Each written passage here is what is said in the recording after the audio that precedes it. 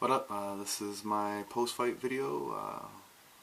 It's kind of funny. I'm actually more nervous about doing this than I was doing the fight. Yeah, as many of you know, I ended up losing the fight. No shame in that, though. I got tapped out. Yeah, there's things I feel, not trying to make excuses, but that factored in, inexperience, whatnot. I got a bunch of points written down and want to hit them all, and but I'll try and make this as quick and easy as possible. So yeah, after the fight we ended up staying in one of the local Canadian guys that, or not local Canadians, but one of the other Canadian fighters that were there asked me to go up in his corner, and I said yeah. I mean, I wasn't rooting for anyone specifically, but I was just there to support him. He was there with his brother, just like I was there with my boy Anthony, my teammate, or my coach. So I walked down with him. No disrespect to the other fighter. Everyone there was super nice. The whole experience was good. Everyone was helpful. Everyone was very understanding of me and my team. Like I said, consisting of just me and Anthony, being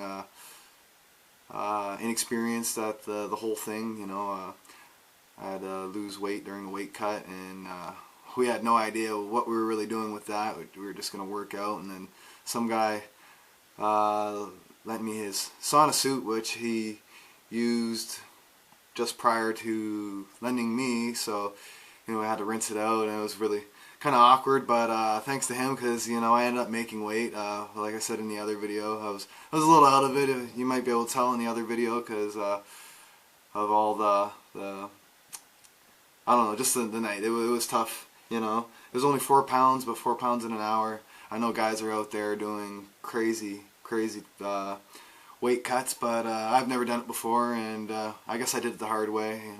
Combination of sitting in the car at like a sauna with the heat turned up, and boxing in my seat, and doing stuff in the gym, and it was just very tiring. I guess there are better ways of cutting weight before fights. Guys can seem to cut a lot of weight and put on some good poundage afterwards, rehydrating water and whatever. I think my opponent seemed like he did that, because he was really heavy out there. I take back what I said about him being cocky. Corey Berardi, yeah, as my opponent, he was confident. I mistook that, and he went out there and he executed his game plan, and again, congratulations to him on getting me to tap. Let me see. Yeah, I talked to him after the fight a little bit. The guy, I underestimated him by looking at him in the video of his last fight. He looked smaller, so I figured I was going to go in there about the same size, if not a little bigger than him, which I think I was a little taller than him, but he had some good size, and he used it well.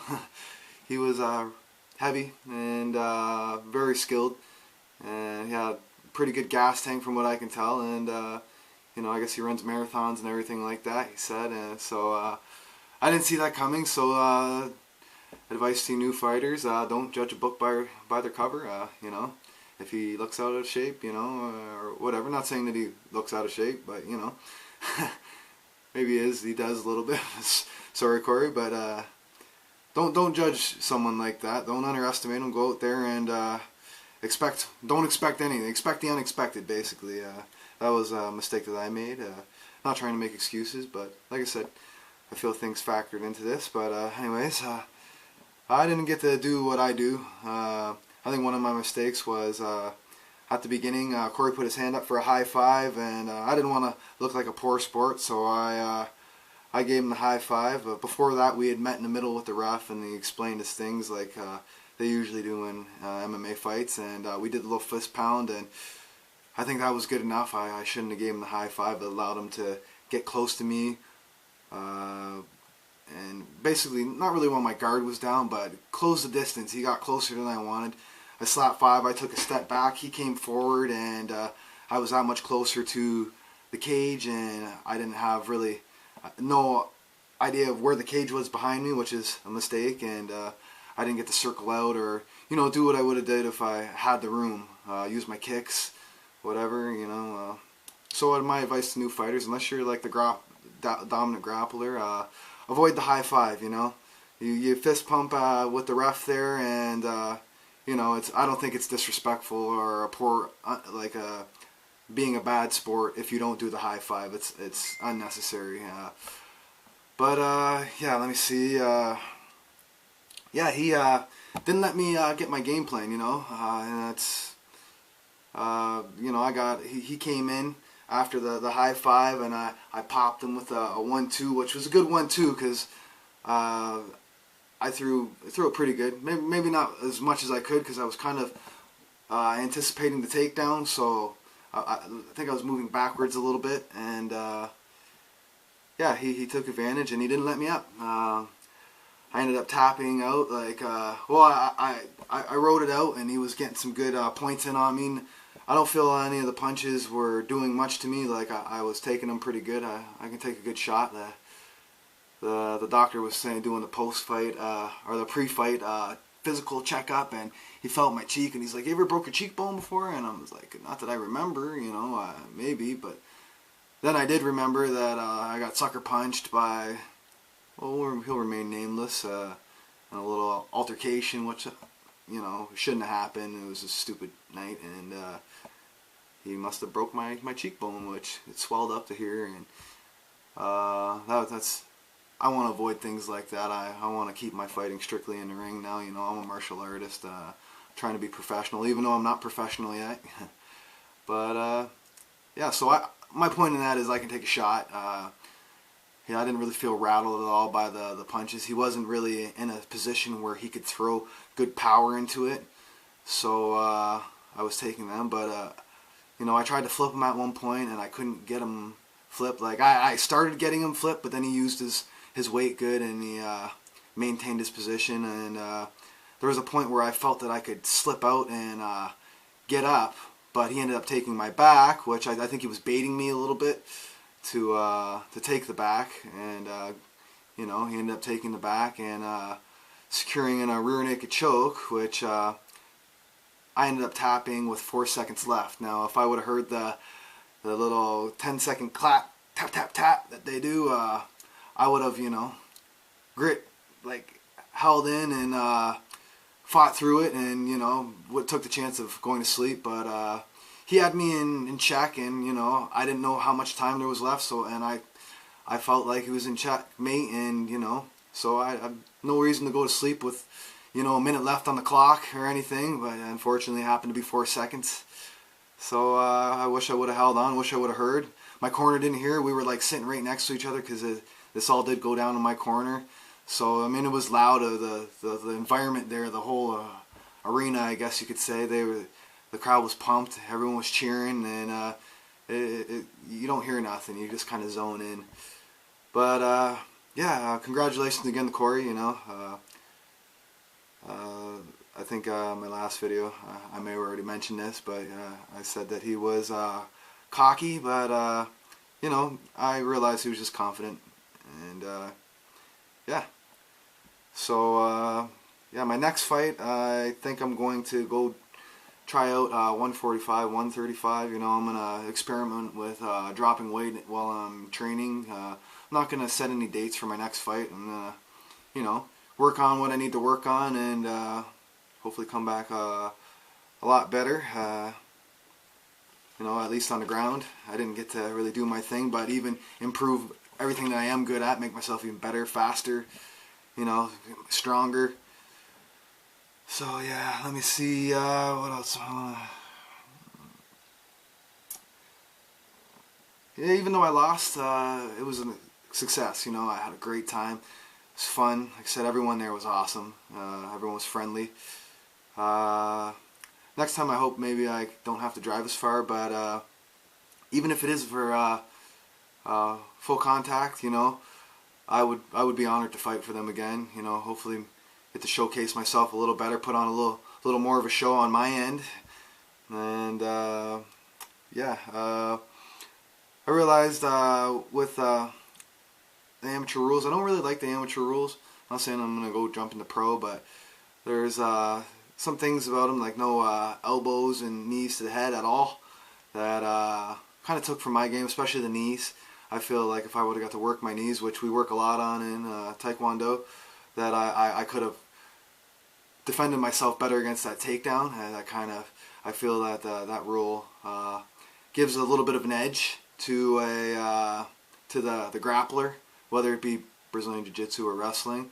So I think that amateur promoters should consider that. Try and make the playing field as even as possible. Amateur or not, it's MMA. Rules are the rules. But yeah, their rules are their rules, and I had to follow them. And I'm not trying to make excuses, but it did take away from my my defense, I guess you could say. Yeah. So again, I also I didn't get the camp in that I wanted to, pre-fight camp. I wanted to get like good 10-week training camp in, but due to money, I mainly just trained at Tiger Taekwondo, and Master Yu there, he gave me the opportunity to do big things there. Potentially get employment there once I'm ready, and I thank him for that. He's been awesome, been nothing but supportive. He's one of the factors of why I took this fight. He motivated me to follow my dreams, do my thing basically, and if I think I can do it, give it a shot. Nothing to lose and only experience to gain. So I thank him for his guidance and the opportunity he's given me, and Master Jung for being there and training me. Spending a lot of time with me and making a lot of the classes that we're doing, focusing on what I need to do to improve. He's really good with that. And let me see. Yeah, I wanted to get some boxing in at Windsor Amateur on Grove Street in the west end of Windsor. But like I said, money stopped me from doing that. They got a good morning program which would fit perfect into my schedule because I'm at Tigers Taekwondo all week at night. And also Windsor Brazilian Jiu-Jitsu, which was key. Would have got the rustiness. I mean, I have grappling experience, but it's been a while. I haven't really been consistent with my grappling, but I have done grappling, but it would have really helped to get some good training in, and they got a good morning program going on there, and everyone there seems really good. So I look forward to getting in at both of these places and training for my next fight. Let me see.